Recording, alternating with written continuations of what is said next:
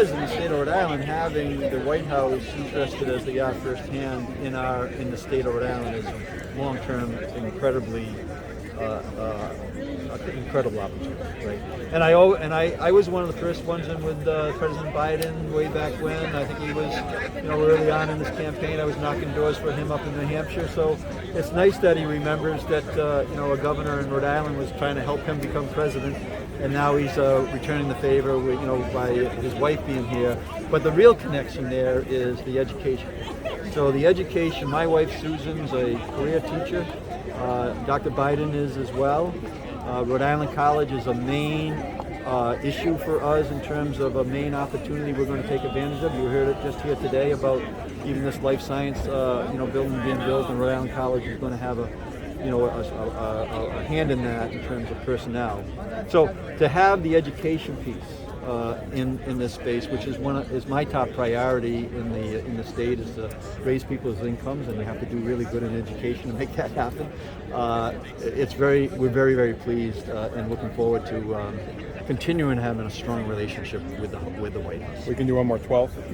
Do you have a question, Senator? Anybody else? Governor, what's the tax status of this? Is there a payment in lieu of taxes involved? Is this tax-exempt property as far as the City of Providence is concerned?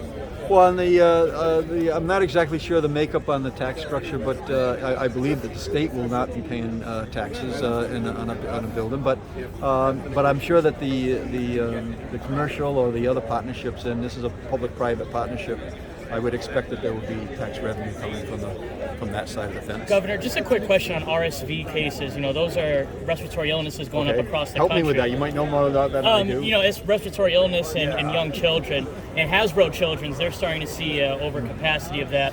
Have you heard anything from them regarding it, or just kind of your reaction to I think in general we had a recent call last week with our health department, Dr. Bandy and others, along with talking about not just the COVID being a concern, continually being a concern, on hospitalizations potentially, although less so today, but those other strains of viruses.